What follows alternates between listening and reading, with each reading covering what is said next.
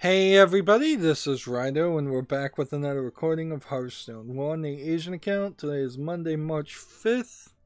I need to get more victories with the Shaman or Mage.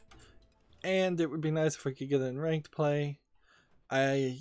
Maybe I have a Shaman. Or, well, we have a different Mage here and we have actually a Murloc deck too, so let's try that. Slowly working our way through the news. It's a slow day. I can feel it.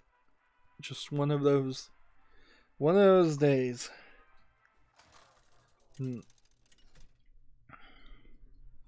So Your Gamer has an article. Assassin's Creed Origins God boss fights get harder tomorrow. The trio of the Egyptian deity bosses in Assassin's Creed Origins are some of the game's toughest challenges, but fans have been calling for them to be made even tougher. Tomorrow fans will get their wish, as Anubis Sobek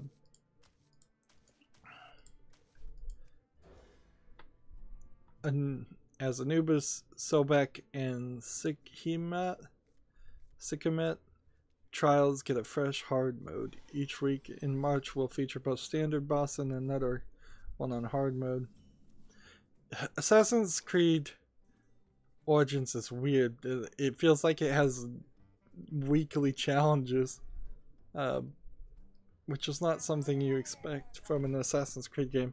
I guess what they're trying to do is integrate the multiplayer element in a more realistic way and than they did previously.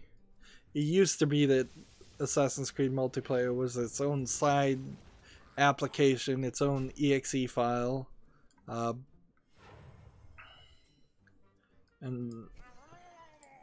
now instead of having it be multiplayer, it's more weekly challenges and maybe loot boxes.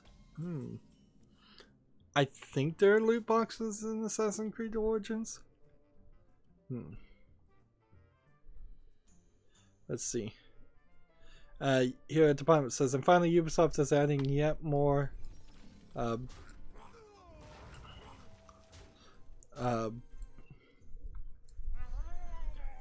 outfits to oranges, such as whatever oranges are. That's probably a tier of loot drops, such as Far Cry Primal inspired fur outfit and Undead and Far Cry Primal packs in the in-game store. I think they're also crazy. The Assassin's Creed series was always way too obsessed with some kind of what would you call it? Gun porn, weapon porn. Like there seems to definitely have been a focus on having several different armors and several different weapons in every single Assassin's Creed game that they were paying some artists to make that didn't really need to exist. It's funny, Assassin's Creed Origins is probably the one last Assassin's Creed game I should play. There we go, we got a victory bonus. The latest and probably the last game I should play, since they restarted the gameplay style and changed so much. But having just played Revelations, I'm not even really interested in playing that anymore.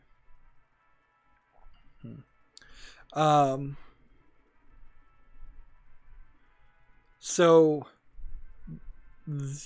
David Ogden Steers, who played Maj M.A.J. Charles Emerson Winchester III in the TV series MASH, died Saturday at the age of 75, according to his talent agency.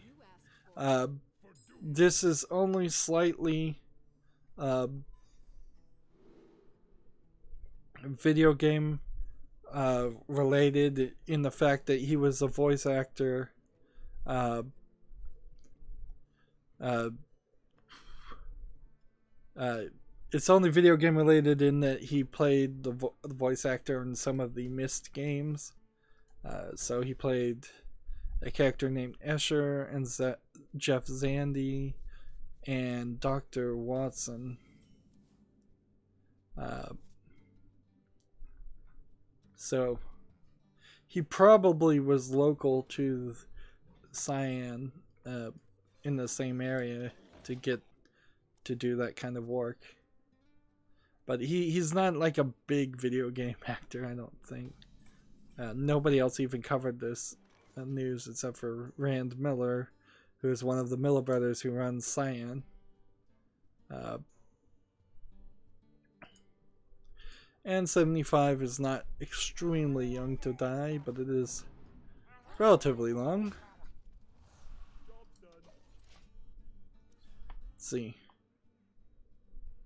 Ubisoft, PC Gamer says Ubisoft is changing what you get when you purchase Rainbow Six Siege.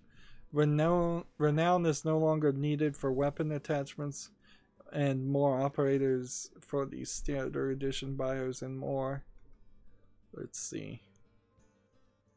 The starter edition, which previously offered 2 random operators to those who purchased, will now offer 6 random operators. These random selections are drawn from a pool including Ash, Thermite, Thatcher. Let's do this.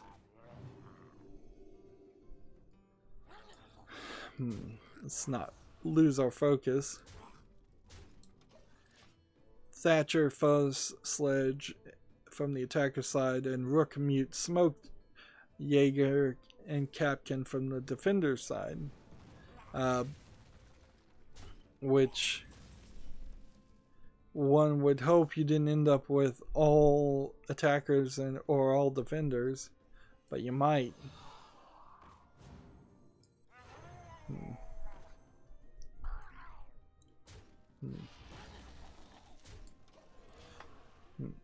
This means newcomers will have a better chance to unlock an operator being available to them in a match, as opposed to their 1, 2 to 2 operators being picked by someone else on the team. These 10 operators have been selected because new players are able to understand their nuances more quickly, as well as allow high level.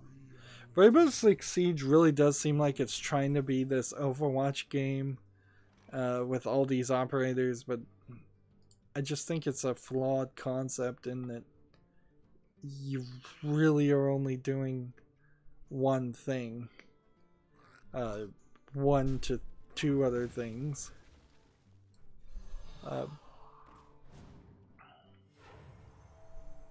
Let's go ahead and play this.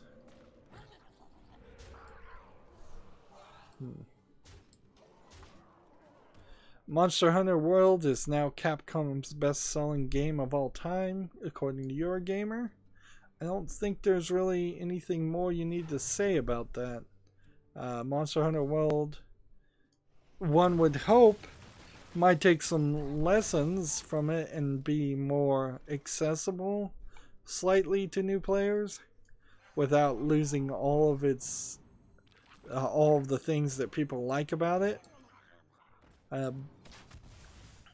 I guess what you have to do when developing a game, say you were going to make Monster Hunter World 2, is you have to focus group the fans and focus group the new players and see what are the things that fans hate and what are the things that new players hate, and get rid of those, and then try to add things that both new players and fans will like.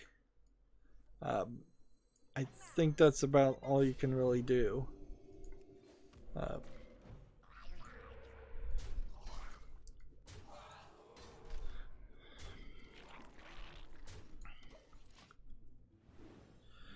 If I get on a long win streak here, that would be very interesting to see if we can get how many bonus stars you can get and how far that can take you. I don't think it really takes you that far. Plus, at a certain level, I'm pretty sure you don't get bonus stars at all. Oops. I just played the wrong card.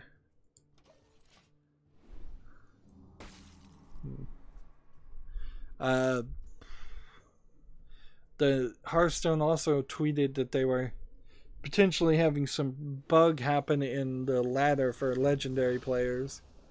So something may be wrong high up there at legendary play, but it doesn't really matter to me. I'm down here at entry level play.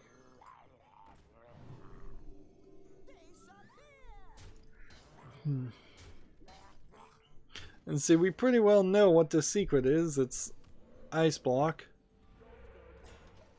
The Rovio's head of games, William Tat, has left the company. Rovio is the company that makes Angry Birds. This news comes the same day that they closed the London studio after an underwhelming fourth quarter. Tat joined Rovio's external products division in 2014. A year later, he was promoted to head of external products before eventually becoming the mobile giant's head of games in 2016, which I'm not exactly sure what head of games, if that's even a top level management position.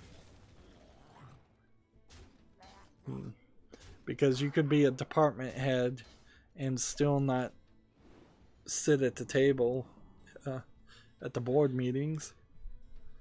The company CEO, Katie Levanti, will temporarily take the role while searching for a permanent successor to take place. After 3.5 amazing years working with some of the best game teams in the world, it's time to pass the hoodie and move on. Over the last 2 years, we've seen astonishing changes in our games when moving towards running our games as service. Games as service, there's a awful term every time you hear it.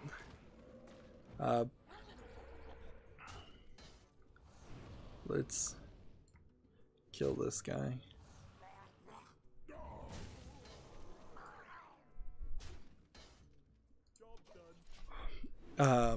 Let's see. And truly transitioned our games business to free-to-play. I will never forget the journey and learnings that I've been blessed with as head of games.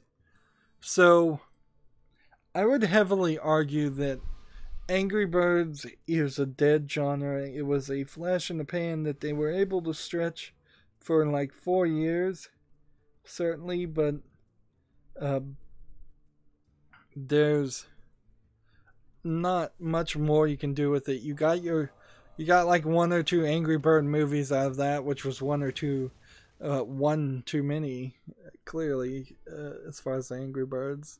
There's Angry Birds Legos, there's Angry Birds video games, there's Angry Birds TV shows, Angry Birds cartoons. You really tried to turn it into something, and you did as best as you could, but I don't think the kids that were into Angry Birds then are into Angry Birds now. Similar things could easily be said for like Minions. I seriously doubt Minions is going to be around too much longer, and we're going to just move on to the next thing, or little kids are.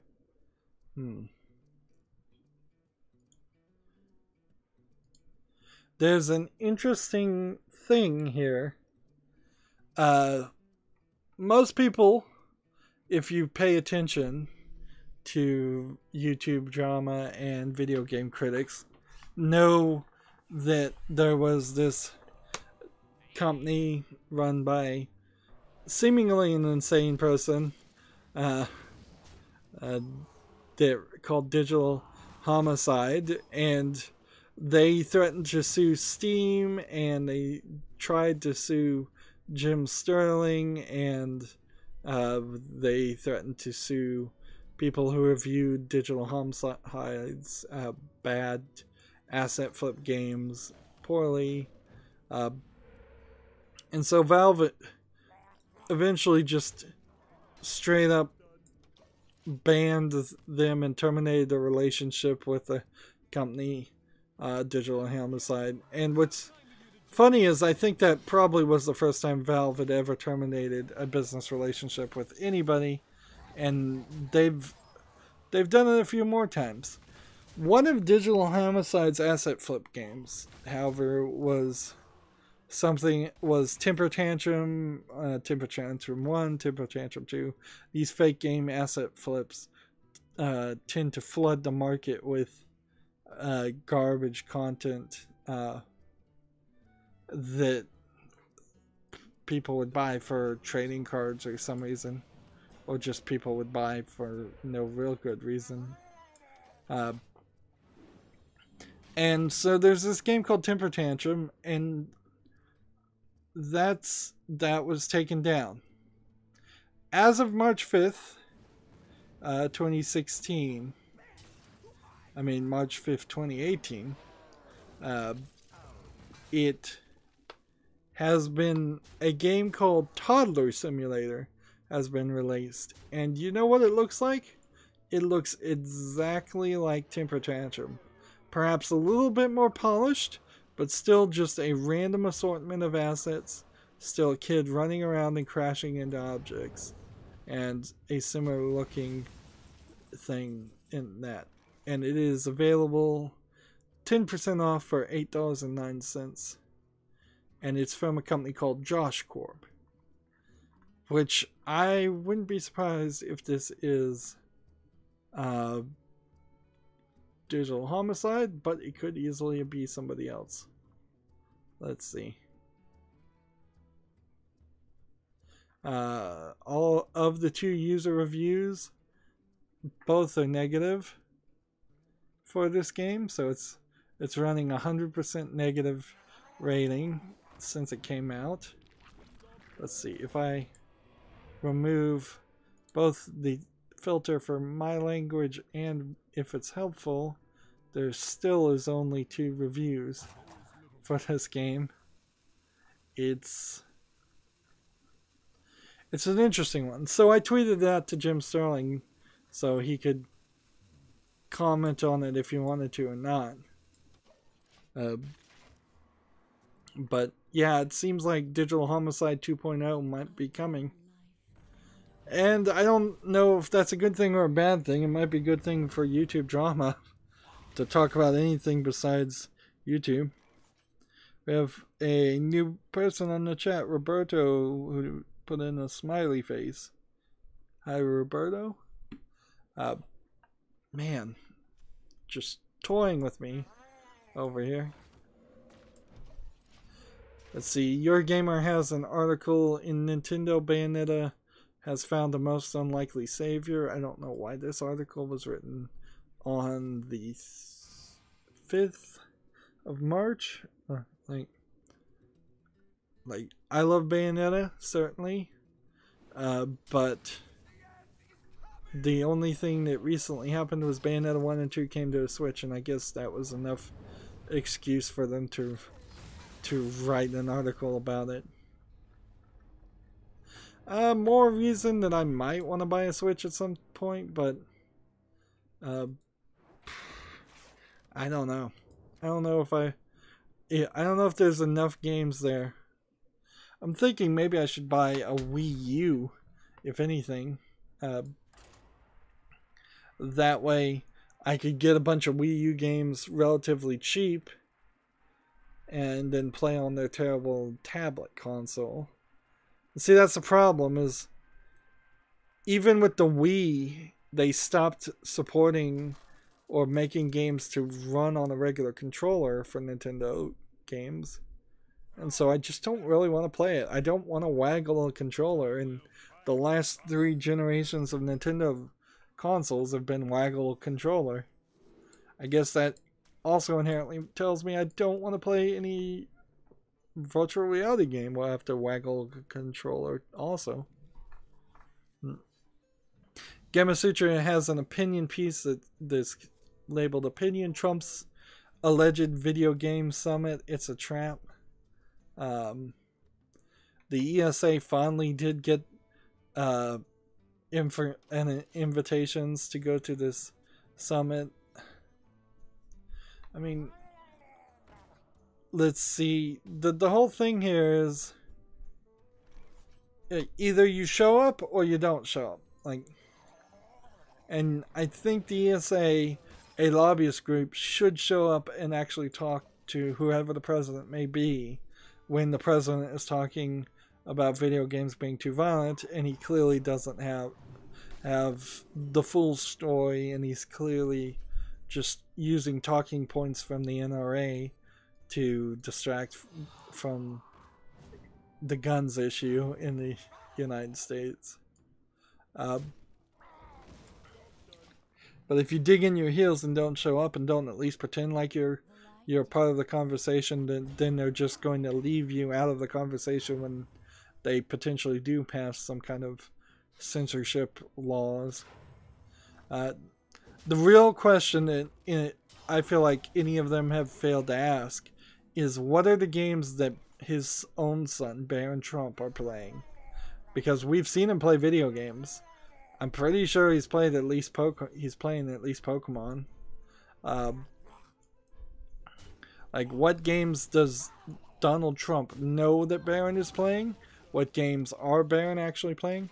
If Donald Trump thinks that video games are too violent, is he caring or looking at what his own kid is playing?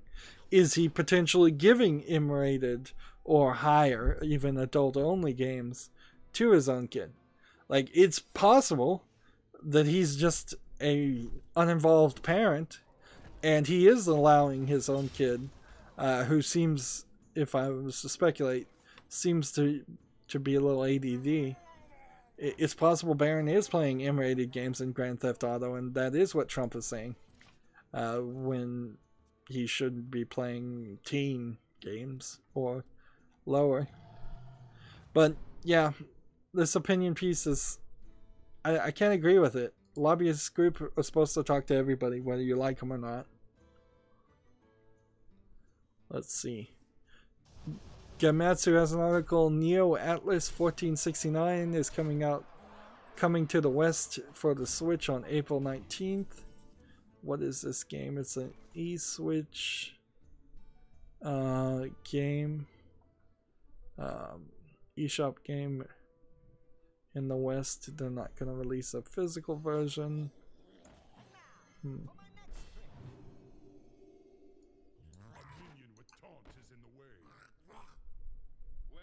I hate this. I hate this when this happens.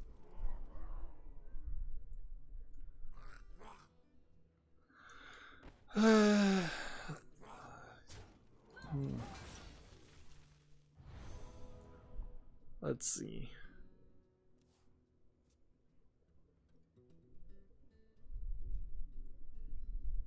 I have no idea what this game is, but it's available on Steam. So let's look at the Steam website for Neo Atlas 1469. 9 user reviews. Is it an RPG? No, it's kind of a ship sailing simulator. Or it says simulation adventure fast fantasy classic.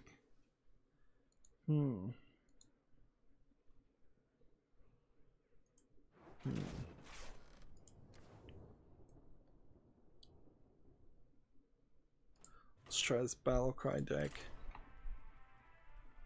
I'm seeing a lot of pictures of a map, and that's kind of all I'm seeing. Seems like there's some trading. Seems like there's some things you can do.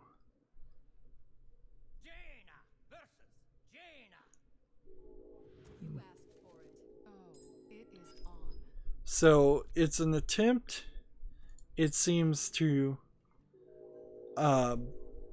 either to map the entire planet Earth by hiring out admirals and trading, and however well you play affects what the map looks like.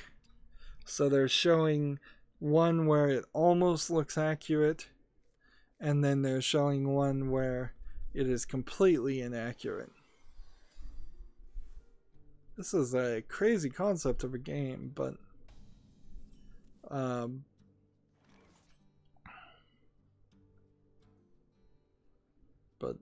let's see, there's one negative review. There's one positive, there's another negative. It says recommended for younger players if you want a casual exploration sim RPG scripted visual novel with great music. But if you're an experienced gamer or want a challenge, then you will get bored. Okay. Just gonna go ahead and play this.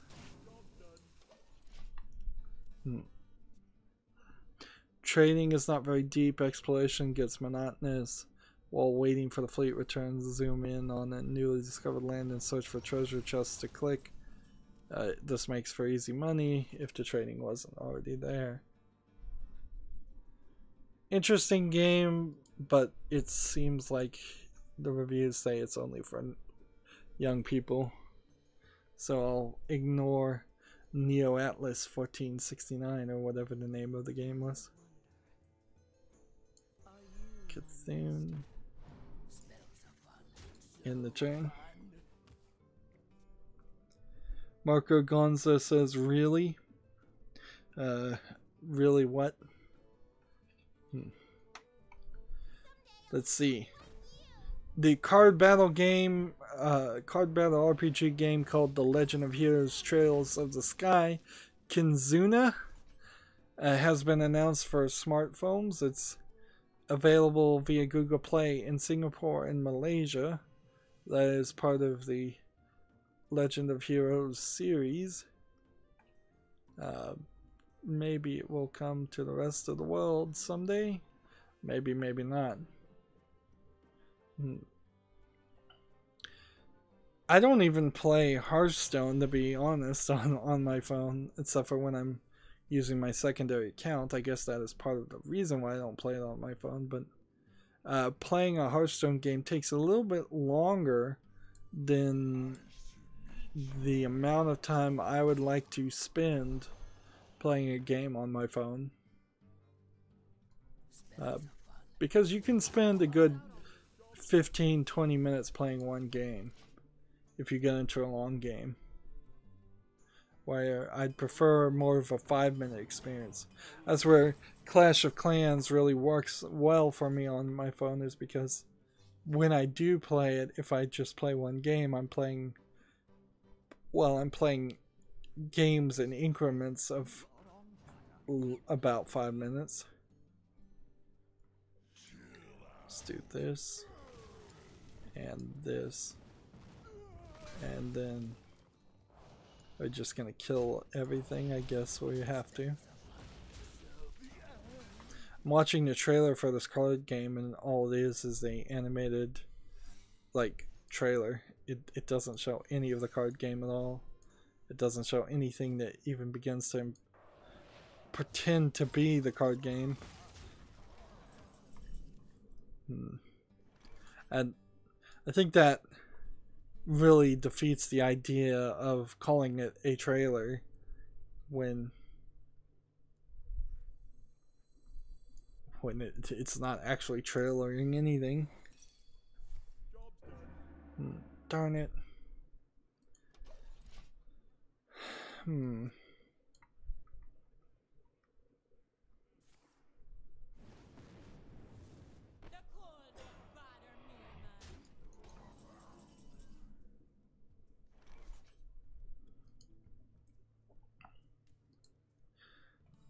Let's see, there's this new game called Rise of Insanity that's rated 82%. Very positive. And people have been talking about it. It's on Steam. It seems... Let's see, what are the tags? Horror, psychological horror, indie, simulation. It seems like so many other games where you're just walking around and a lot of scary things are happening, but there's actual work and polish here that we usually don't see in this quality of in this type of game. Like, it doesn't seem like it's an asset flip. It seems like every visual aspect whether purchased or not, is well merged into things. It seems like you go from certain areas to other areas. It's single player, full controller support. The VR mode, it has a VR mode, but it doesn't require VR.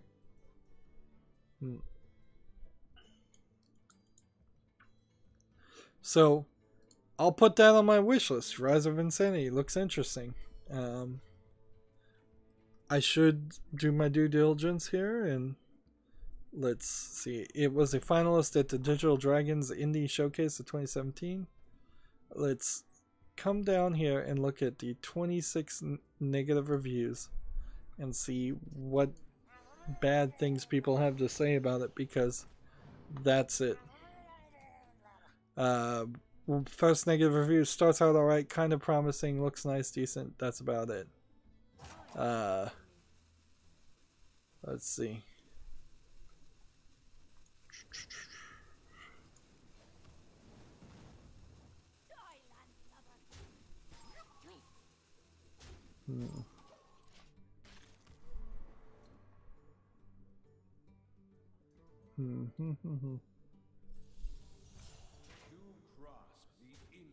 Next review says, most importantly, it's crucial to note that Rise of Insanity is barely more than a walking simulator.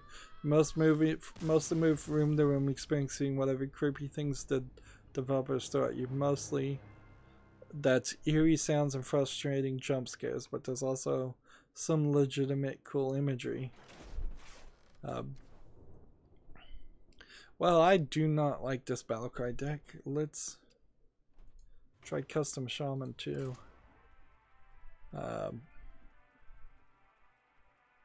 The most gaming aspects mostly involve some light puzzle solving, which are typically finding a way to open the lock. Unfortunately, these moments are far too rare, and after seeing just how cool a few of these puzzles were. Let's see. A lot of these negative reviews are just because it doesn't support controller support for the early access reviews too.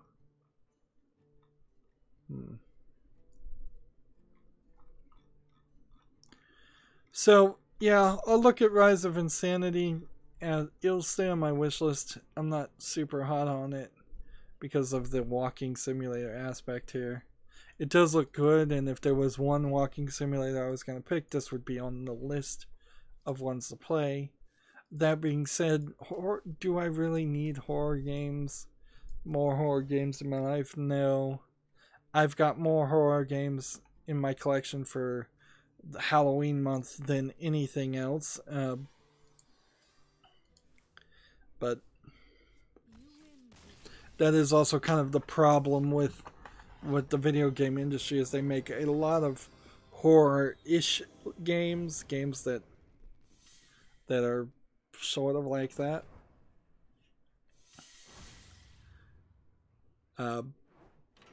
More than you could play in a year. One more victory, and we won't even make it to rank 20. Like, it's pretty ridiculous now, this rank play, the way this is going. Gamatsu, the Secret of Mana version 1.02 update is now available for the PS4, the PS Vita, and PC update soon. It reduces the frequency of application errors, fixes a bunch of errors, adds a guide display for the switch button on the ring command screen, adds an icon for the character currently using the ring on the ring command, adds an item effect display for the rings in the ring command screen. At the end of the day, that doesn't look like a lot of things being fixed. And a lot of other things do still need to be fixed.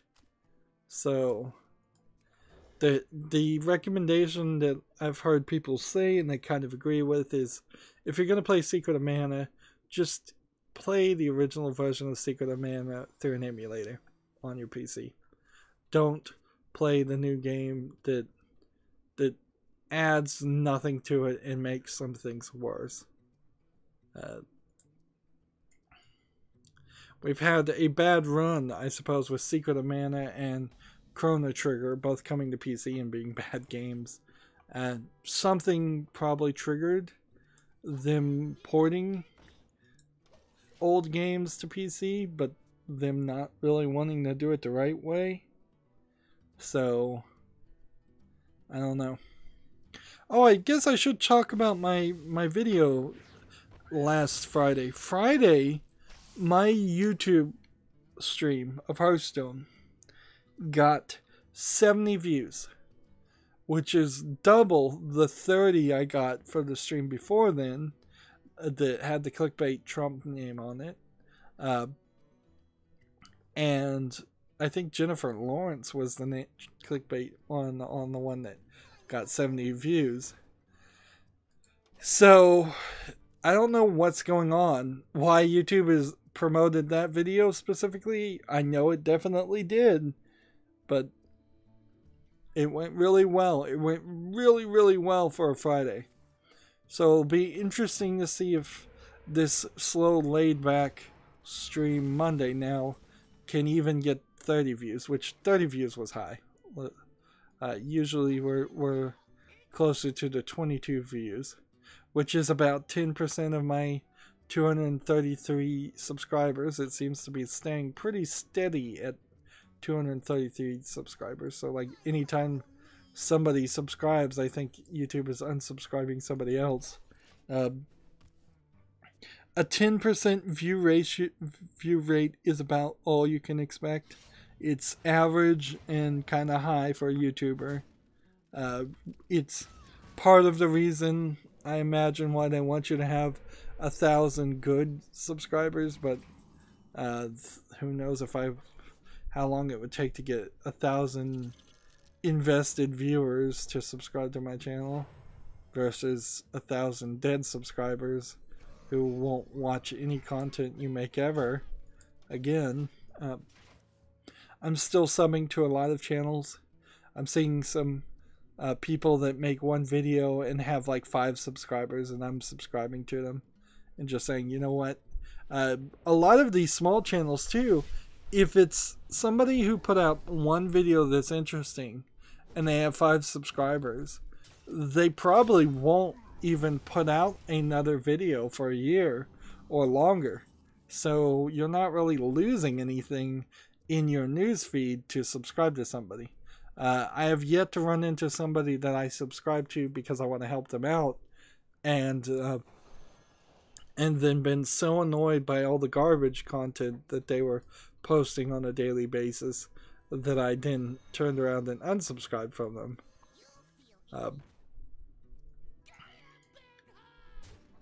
So the new way YouTube wants you to do things, and the new way I'm doing things, is subscribe, subscribe, subscribe.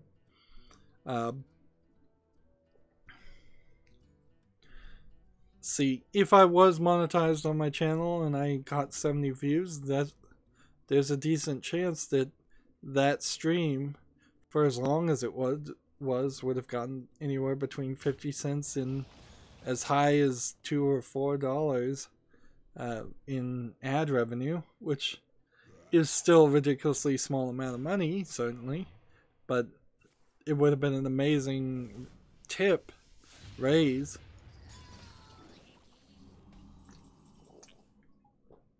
Unfortunately, all this is really teaching me is what YouTube says not to do, which is don't clickbait. And clearly, the only way to succeed on YouTube is to clickbait. And that's not really what I want to do on my channel. But I also kind of need my channel to succeed. Which is making me wonder if maybe Marco typed in really because he clicked on the clickbait and was disappointed. Moving on, PC Gamer has an article. Epic wants to fix the disparity between Fortnite's 2 controller modes. A solution is being worked on. Gamepad versus mouse and keyboard. Always an issue while developing a game. Usually you have it more than less fixed before you release your game though. More or less. That's the phrase I'm trying to remember to say. It feels to me like Fortnite, not just Fortnite Battle Royale, but Fortnite in general is still kind of this early access beta game that should not be getting as much attention as it is.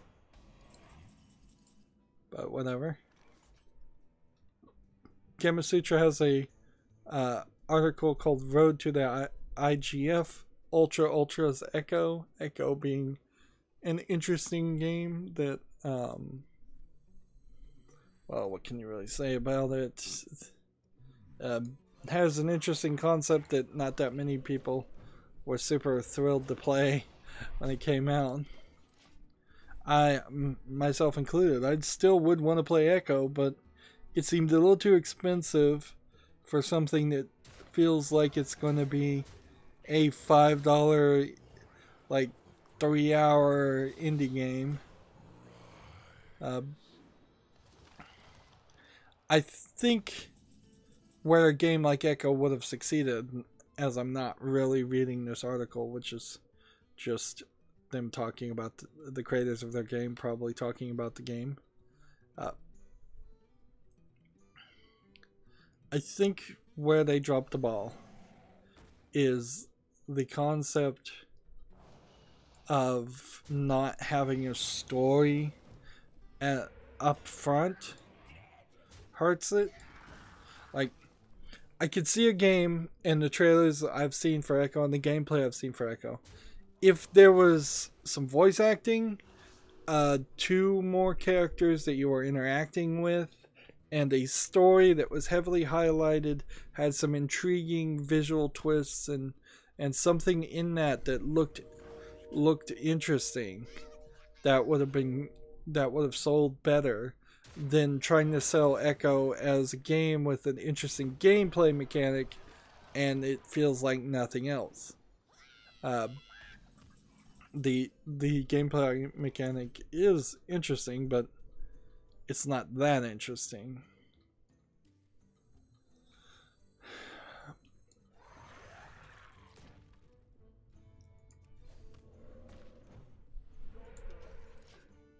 I think I'm gonna die here. Yeah, I don't think you sell a game on a gameplay mechanic.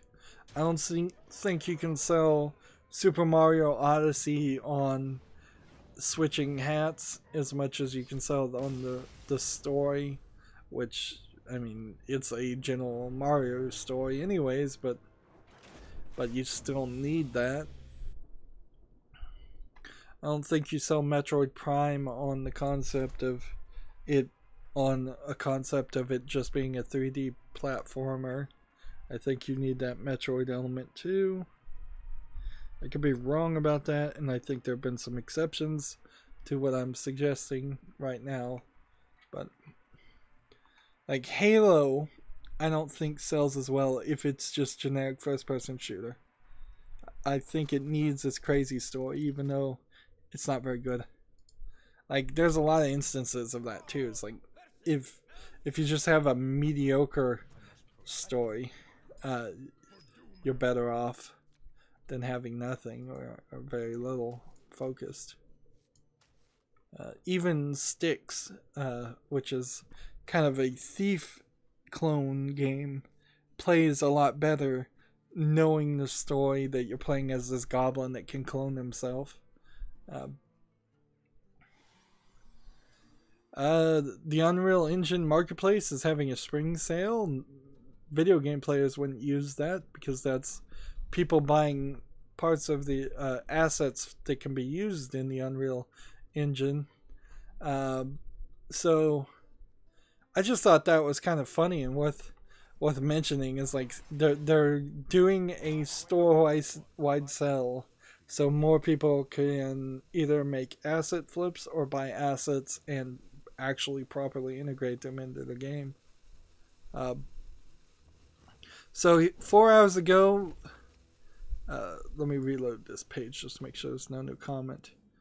4 hours ago, they said the team has been monitoring ranked play since coming back online last week. We're currently looking into potential issues surrounding Legend rank. We will update as more information becomes available, and there's no update there. Now, for me, I could not care less about Legend rank because frankly, there's very little chance I'll ever make it to Legend. Let's see. One Finger Death Punch 2 is announced. I liked One Finger Death Punch 1. It's not a good game for me personally because it requires some really fast actions either with a controller or a mouse, and just leads to me having exacerbating the arthritis in my fingers that I occasionally have to deal with. But I'm watching the trailer for One Finger Death Punch 2, and it looks very much like One Finger Death Punch 1. To be fair, buying One Finger Death Punch 1 and playing only to a certain point in the single player level map, there's a ton of content I know I never saw and probably never will see.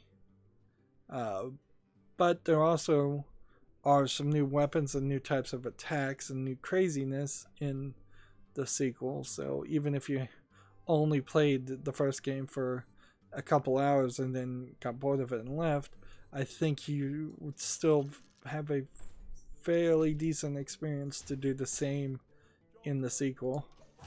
And that's alright in my opinion. If you just want to play a game and experience it until you're satisfied and then say you're done, you can do that. You don't have to play all games like I do to the end. I play almost every game to the end. It's alright to just not rage quit per se, but just be like, I've seen enough. I'm happy with it. I'm happy I owned this game and played it. And I can always go back and play it some more. There's really not much to see other than it's supposed to be a spring 29 release. It was announced on Facebook. That's about all you can say about it.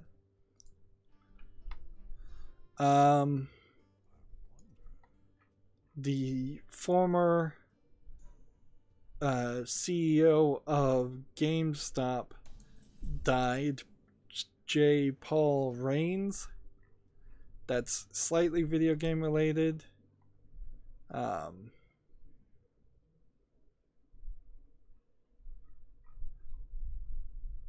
don't know really too much to actually say about that.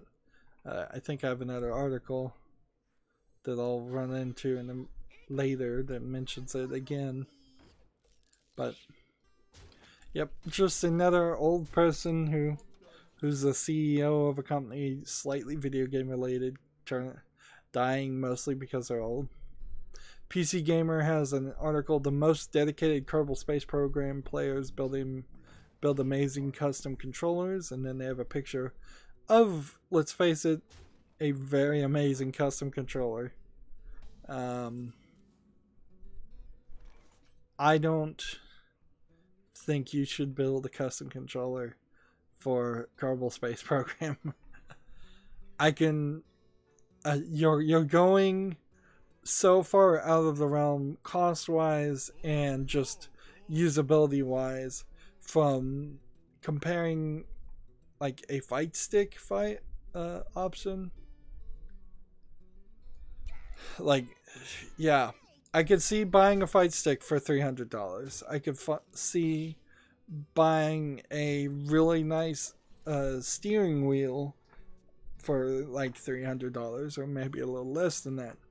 But building something that is similar to those specialized controllers that only works on one game and is so unique, that seems crazy.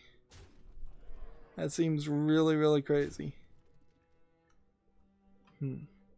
There's some other pictures of other people who made some custom controllers out of just cardboard boxes. It seems like there's a little bit of an attempt to save some money on that one, but the main one they're showing looks like a full 3D printed case, laser printed paneling.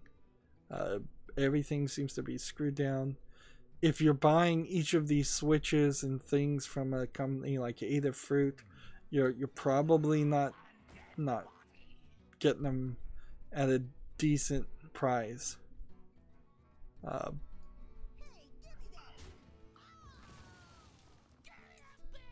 Let's do that,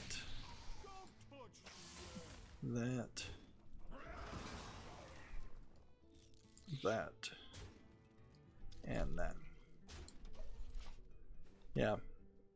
So just looking at the number of buttons and a screen, and let's see, if I'm just gonna say a couple dollars for each one, 2, 4, 6, 8, 10.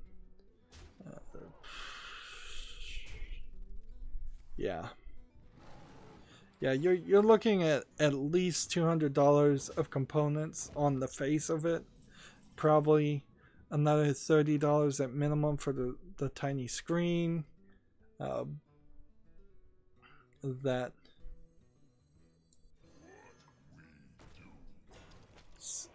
That puts you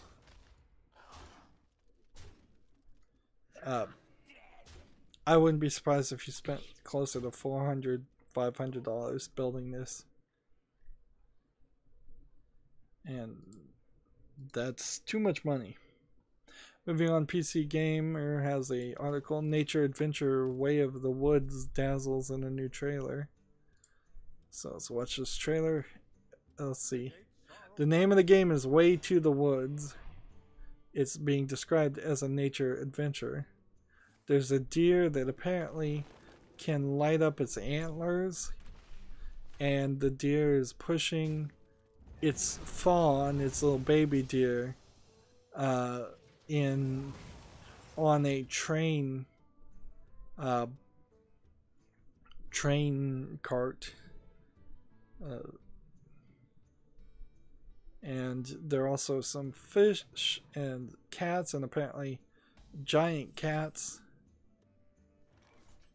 and wolves. Seems like some of these animals have gotten really big, and that there's some kind of post-apocalyptic experience that happened, where all mankind died and only animals are left.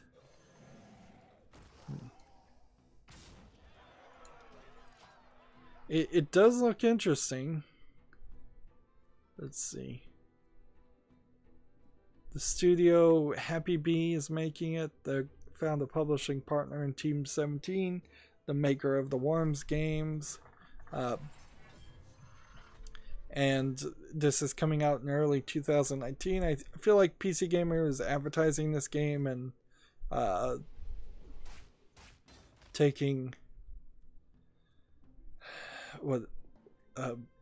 talking about it a little too early, but it is an interesting looking game. I really hate when they talk about games that don't even have a Steam listing.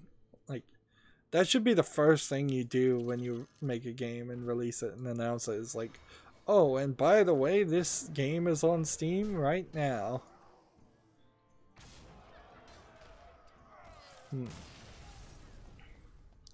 PC Gamer also has an article. Final Fantasy isn't out yet on PC, but people are already playing a cracked version.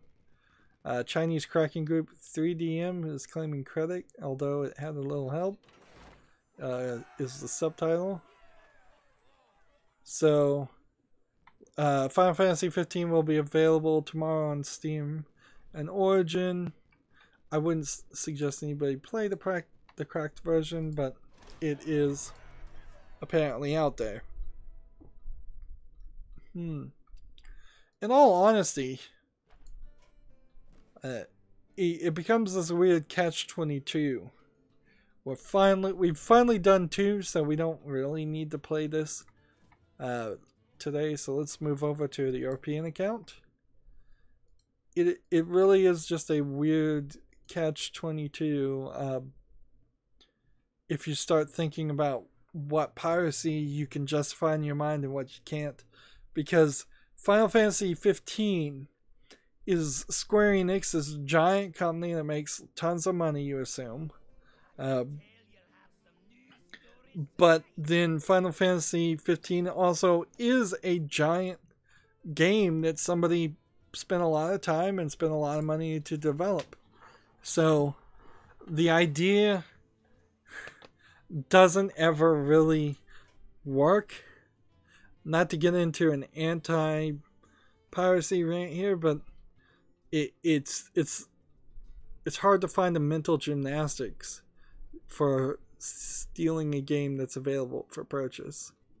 Like, if they won't sell it to you, sure, it makes more sense then.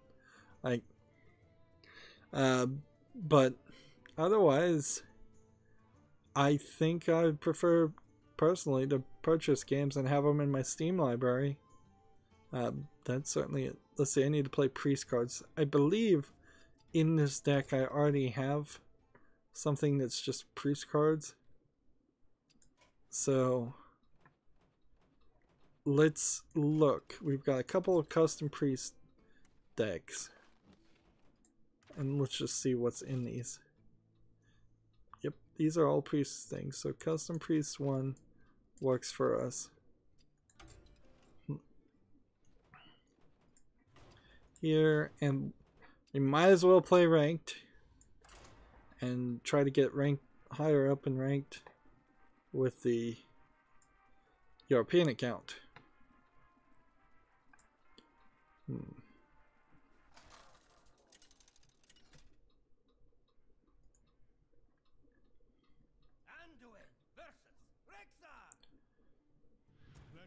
PC Gamer has a announcement for the game Firmament that was already announced. I don't believe there's really any new information here though. The subtitle is Explore Weird Worlds with a Clockwork Companion.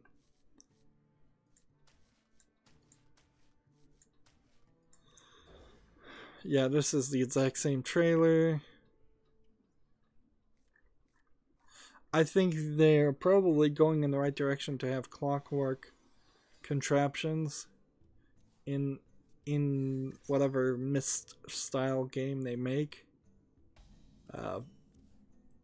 Stay away from digital tricks and magical things. I think that would be a good move.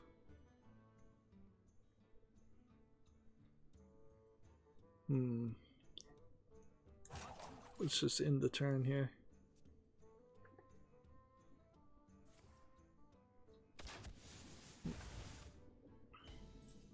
It wouldn't be unbelievable if Firmament turns out to be the sequel to Abduction, and it's like this is the alien species planet that abducted all of the people that were merged together. And I think introducing a ghost-like creature that would appear and just talk to you is better than Abduction, where everybody was talking on screens. That was crazy. Like, the full motion video stuff needs to go. That they can't do it anymore as a gimmick. They need to just go with full animated characters. Moving on, though, Gamasutra has a blog called Making Your Game Run as Smooth as Butter on the iPad Pro.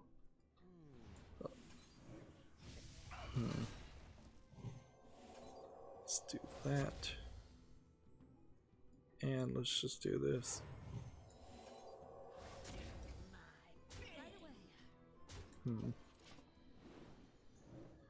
Let's see. is there anything here to actually talk about? No, it's all kind of too in-depth programming stuff that most people wouldn't be interested in. Speaking of making things run smoothly, I finally gave in and just rebooted my internet connection, and apparently sometimes my internet connection just needs to be rebooted. Like, nothing else to say there, because it was getting less than 5 megabits download. I rebooted it, it goes up to 50. Why that is, I have no clue. But I don't think it's on my side. I think I've finally fixed all the bugs and things that were wrong on my side. Let's hit this one and heal this one so we can continue to play. PC Gamer has a article, Brigitte skins. Here's all the outfits for the new Overwatch hero, and then it's mostly just pictures of all the outfits for Brigitte. There's a lot of different color variations on the same outfit, and all the outfits look fairly similar as just full body armor. So I don't see anything super interesting or worth talking about there.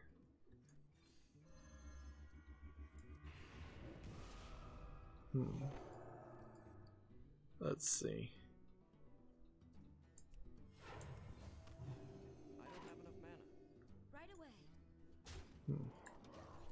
The Far Cry film has launched on Amazon Prime, according to Eurogamer. Did they actually watch it? Yeah, I just watched it, and it's actually not bad, says the reporter Tom Phillips. It follows 3 vloggers as they blunder headfirst into the Eden's Gate cult while researching it for a documentary. Far Cry 5 launches the 27th.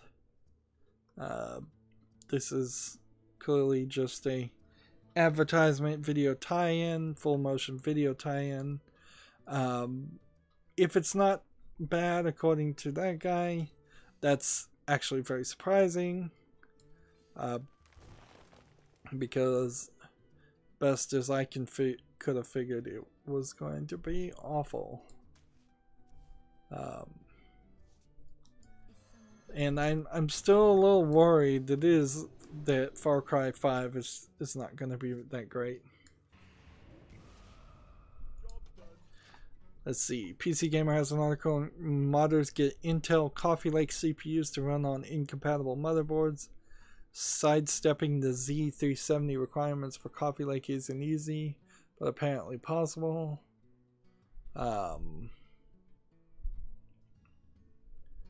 Let's see.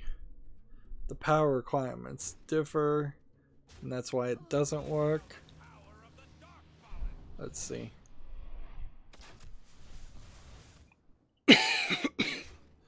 It's a fairly involved process and specific to ASRock motherboards, which the modders claim have proven to work well with the steps outlined.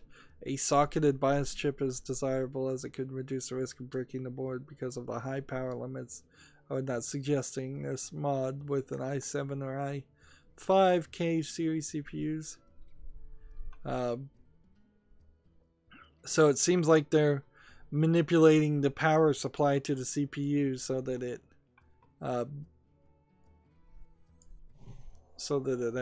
actually works when it shouldn't work.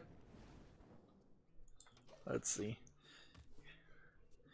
Here's more information on former GameStop CEO Julian Paul Raines. He left GameStop a few months ago due to illness. During his tenure, he helped the company tackle a number of challenges such as the rise of digital and declining used sales.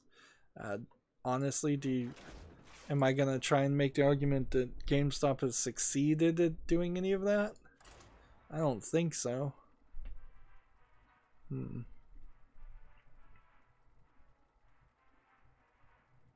He had a cancerous brain tumor. Yeah, for the actual video game industry, though, the CEO of GameStop doesn't really do that much. He just he's the equivalent of the CEO of Walmart. Like, Walmart sells a lot of video games, GameStop sells a lot of video games. GameStop also sells a lot of used games, and arguably hurts the video game industry because of that. So not really too much more to say. GameStop owns a publishing company that made like one game and pushed it very, very hard. GameStop underemploys and poorly employs a decent number of video game fans.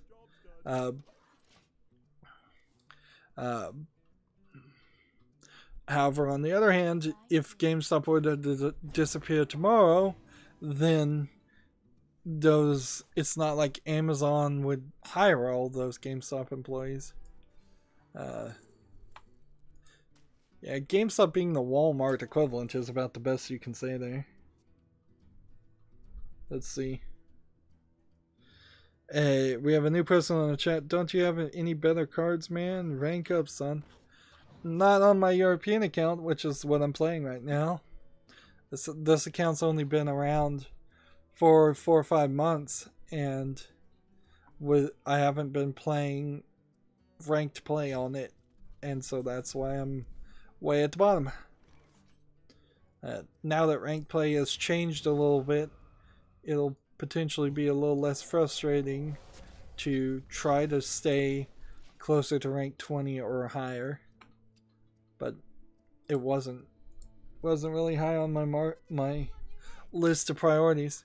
In fact, I'd like to find a way to gracefully stop playing the European and Asian accounts and just play my main America's account. But if I do that, then I have 1/3 as much gold when the new expansion happens, and people like to see card pack opening videos, and so I'm paying through the nose because I'm not willing to pay direct money. Let's see, 1 to all minions. Yep, actually this will work, won't it?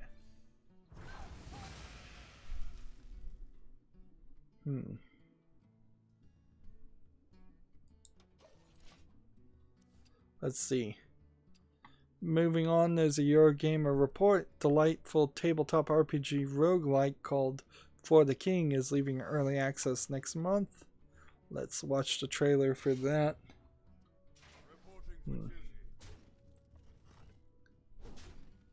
Let's see.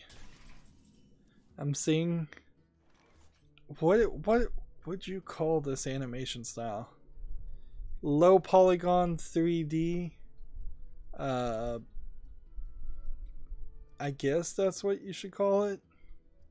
Yeah, it's a low polygon 3D, intentional low polygon 3D versus accidental low polygon 3D that you might have in an older game like Tomb Raider 1. Top down experiences with also some turn-based RPG elements and dungeon crawling and hex-based travel. There's just too much in this game. I can already tell you, when you're watching a trailer and you're seeing what could easily be 3 different games with 3 different gameplay mechanics, something's wrong. Besides me just not playing, which that's wrong too. I'm supposed to be playing these cards, so...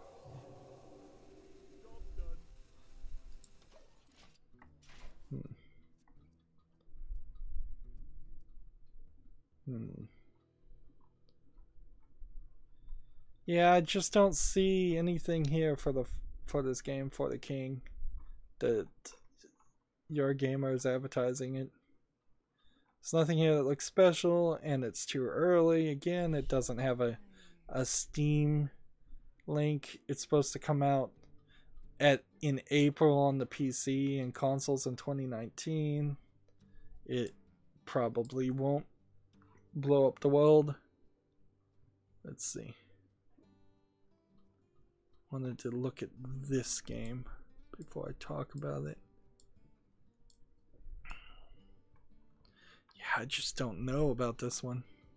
Ever since I started looking at every single game that came out, there's been some that have caught my eye, but I don't have any idea. I guess in this instance, since the English language is not even supported, and it's a point-and-click adventure that is using 2,500 photographs and 15 hours of gameplay, where you're walking around a village in Switzerland. It's an odd looking experience of a game, but also I guess something I can't play because it's not in English. And I'm not sure I would enjoy it even if I did. Deal this. And deal this. And then deal this. I should have played that.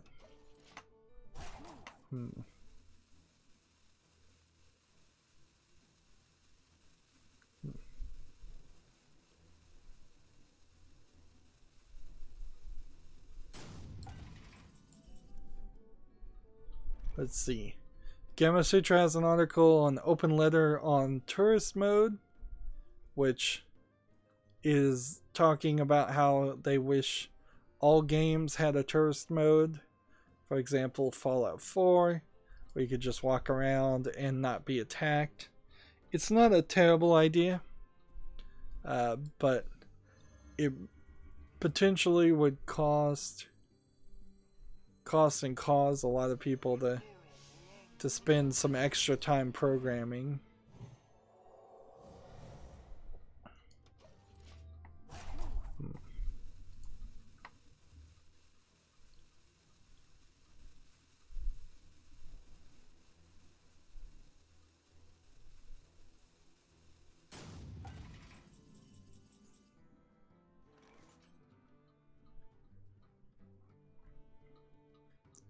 Let's see, I'm trying to get through all of the news.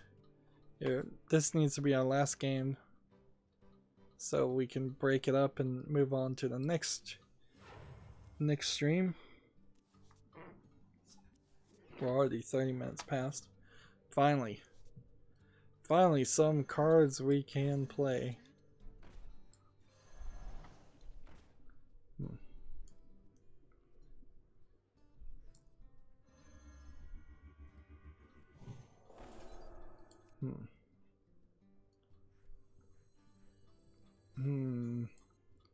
I don't want to play that card.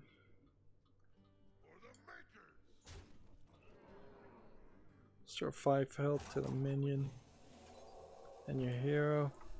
No reason to do that. There's a game coming out for the PlayStation 4 called The Swords of Ditto, D-I-T-T-O. Let's see. And it looks slightly interesting. A top-down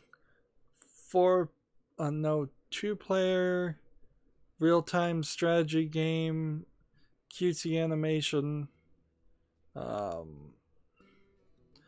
unique adventures for every hero. You don't go into like a boss fight mode. I feel like there was a game called Ditto already, and this is a different type of game on top of it. Yeah, it might be a co-op game.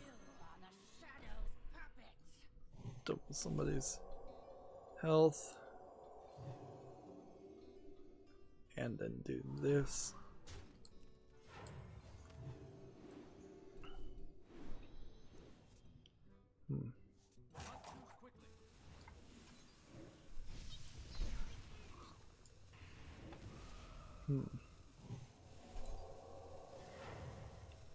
There we go.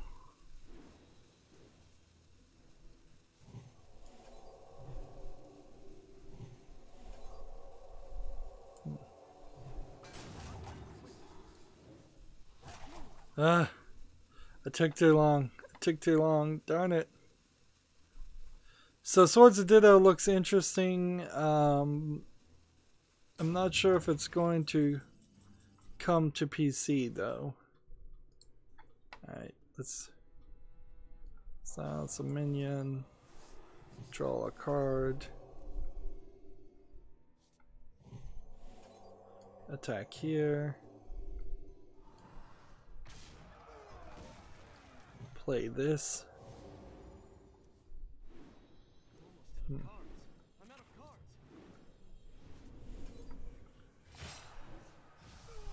Play this. Play that.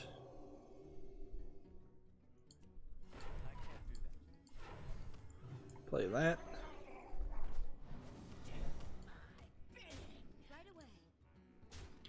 I don't know if I'm really trying to get a victory here. Let's just see what happens here.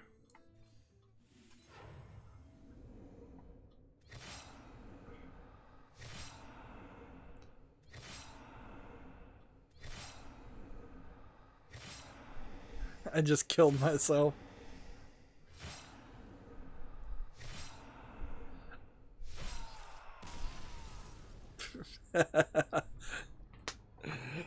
Well, that was funny.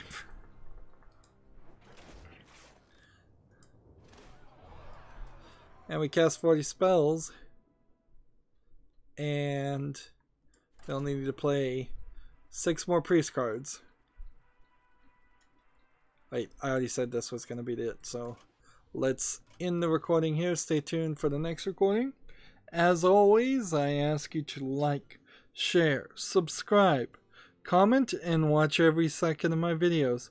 If you want a friend or follow me on any social media sites, there's a whole bunch of links down below. If you want to support me, gift me a game on Steam.